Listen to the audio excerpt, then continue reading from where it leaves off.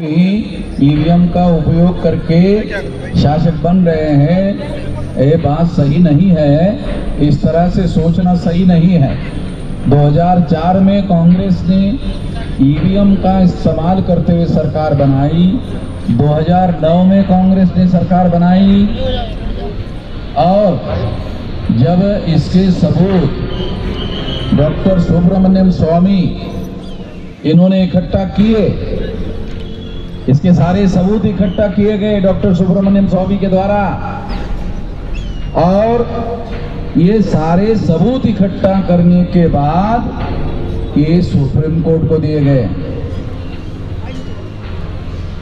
Supreme court को ये सारे सबूत दिए गए। लाल कृष्ण आडवाणी को कांग्रेस ने ये प्रस्ताव दिया था। क्या प्रस्ताव दिया था? ये क्या जजमेंट है कि ईवीएम मशीन के द्वारा फ्री, फेयर एंड ट्रांसपेरेंट चुनाव नहीं हो सकता। ये सुप्रीम कोर्ट कह रहा है, ये कोई पार्टी नहीं कह रही।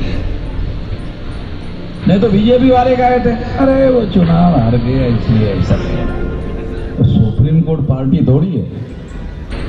सुप्रीम कोर्ट ने तमाम लोगों की बातों को सुना, सरकार का भी सुना, चुनाव आयोग का भी सुना, विरोधी पार्टी का भी सुना।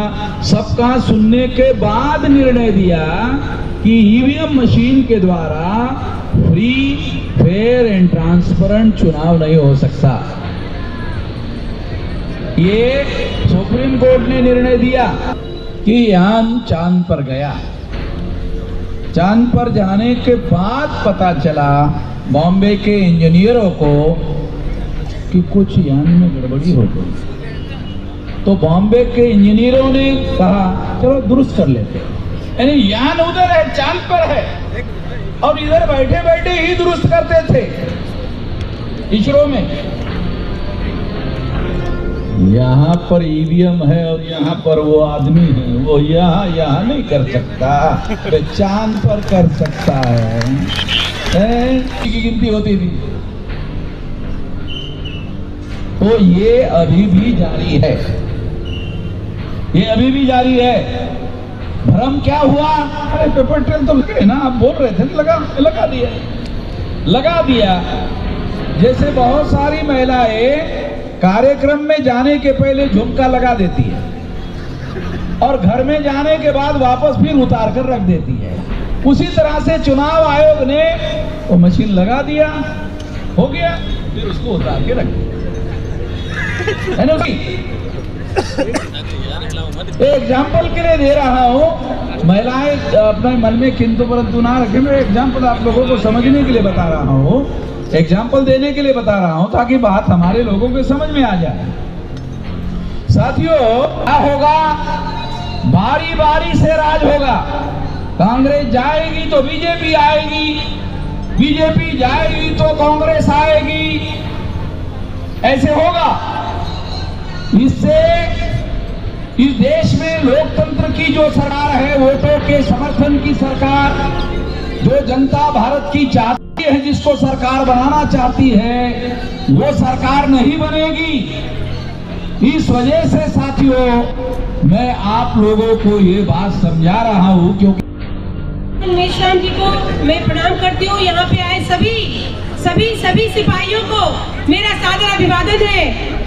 जिस तरह से आपका ये हुजूम उमड़ा है आज, तो भागवत के आरएसएस की नींद खत्म ही हो जाएगी। एक लोकतंत्र को 50/60 के जंतर मंतर पर जो कैद करके रखा है, जो कि असंवैधानिक है। जब हम वोट का अधिकार रखते हैं तो हमारी आवाजों को एक परिधि में समेटना, ये भी एक बहुत बड़ी क्वेश्चन है। क्योंकि ईवीएम मशीन से जब तक चुनाव होगा, जब तक लोकतंत्र की हत्या 50/60 के ऐसे ही मैदानों में होती रहेगी। ईवीएम हटाओ, देश बचाओ, ये नारा हर घर में, हर व्यक्ति में, हर वोटर में होना चाहिए। जय हिंद, जय भारत, नमो बुद्धाय। हम बहुजन समाज के लोग हैं, लग जाना चाहिए सरकार को पता कि हमने अन्याय के खिलाफ पहले भी लड़ाई लड़ी है और आज फिर अन्याय के और लोकतंत्र को बचाने के लिए ये बहुजन समाज के लोग दिल्ली जंतर मंतर पर आए हैं। जय भीम, जय भीम, जय भीम, जय भीम, जय संविधान। सबसे पहले देश के सभी संतों महापुरुषों को नमन करते और यहाँ पर मंच पर उपस्थित सभी गणमान्य लोगों को क्रांतिकारी जय भीम सैल्यूट करते हुए और हमारे सम्मानित बावन मेश्राम जी एवं दूर दूर से पूरे देश से आए हुए ईवीएम मशीन के विरोध में आप सभी भाइयों और बहनों का एक फर्जी सर्किट से चुनाव कराया जा रहा है। लेकिन आज जंतर मंतर पर ये बहुजन समाज के लोग ये संकल्प लेते हैं कि लोकतंत्र को बचाने के लिए ये बहुजन समाज के लोग कहीं भी पीछे नहीं रहेंगे। और भीम आर्मी जय भीम संगठन की एक कार्यकर्ता होने के उद्देश्य से मैं आज दिल्ली की सड़कों पर ये वादा कर रहा हूँ कि इस बार हम लोग वोट ईवीएम से नहीं बैलेट पेपर से देंगे। याद रखना बहुजन समाज के लोगों, अगर लोकतंत्र नहीं बच पाया तो न तुम्हारे अधिकारी रहेंगे न तुम्हारा कोई सदस्य सदन में जाएगा और जब तुम्हारा कोई सदस्य सदन में नहीं जाएगा तो आपकी आवाज कैसे सुनी जाएगी। और वो यही साजिश है उन लोगों की कि एक फर्जी सर्किट से चुनाव करा के वो लोग हमें सदन में से जाने से रोक रहे हैं। लेकिन मैं आपसे ये वादा कर रहा हूँ और ये अपील भी करता हूँ कि हम एक हाथ में आधार कार्ड और एक हाथ में हथौड़ा लेकर ईवीएम को तोड़ने के लिए अब की बार पोलिंग बूथ पर पहुंचेंगे। ईवीएम से वोट नहीं डलेगा और वोट चलेगा। देश की शासक कौम नहीं बन सकती है। संविधान के अनुसार आप लोग इस देश की शासक कौम है, मगर आज ईवीएम के माध्यम से उल्टा हो गया है कि वही लोग, वही विदेशी लोग, वही ब्राह्मण लोग, वही अल्पसंख्यक लोगों ने विधायिका, कार्यपालिका, न्यायपालिका और मीडिया के ऊपर नाजायज कब्जा किया हुआ। तो ये ईवीएम के कारण हो गया है। अब ईवीएम का विरोध करने का मतलब ये है संविधान को बचाना है।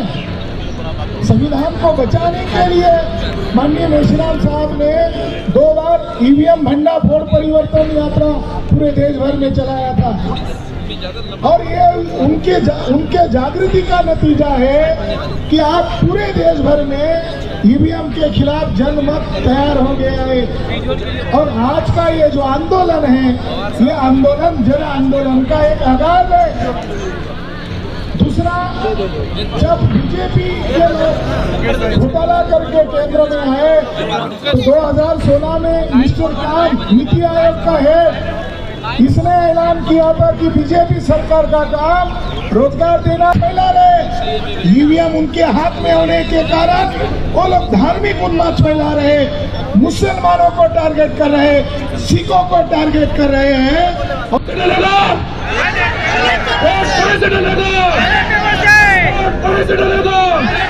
जय भीम, जय संविधान। बहुत बहुत धन्यवाद। सत्कार कंवर जी हमारे बीच में हैं। माननीय दासराम नाइक सर, राष्ट्रीय उपाध्यक्ष बहुजन मुक्ति पार्टी, आप तेलंगाना से हमारे बीच में है। मैं आपको निवेदन करता हूँ, एक कन्याकुमारी से कश्मीर तक ईमानदार लीडरशिप। मुझे याद है 55 साल पहले मैंने चुनाव कॉन्टेस्ट करने का काम किया जिंदगी में पहले बार, और मोटरसाइकिल द्वारा अपना वोट हम लड़ते थे। इसके बारे में आशंका किसी के मन में कभी आती नहीं। कैसे है और देश का चुनाव का रिजल्ट, इसमें कुछ जगह पर कुछ बदलाव देखने के लिए मिला। ये जो टेक्नोलॉजी है दुनिया के कई राज्यों में थी, कई देशों में थी, मगर यूरोप जैसे देश, अन्य देश, इनके सामने ये बात साबित हो गई कि इस टेक्नोलॉजी में सच्चाई नहीं है। और इसलिए हिंदुस्तान के बाहर के कई देशों ने ईवीएम बंद कर दिया। यहाँ यह आशंका सब लोगों के मन में है। नियामक आयोग इसकी जिम्मेदारी है।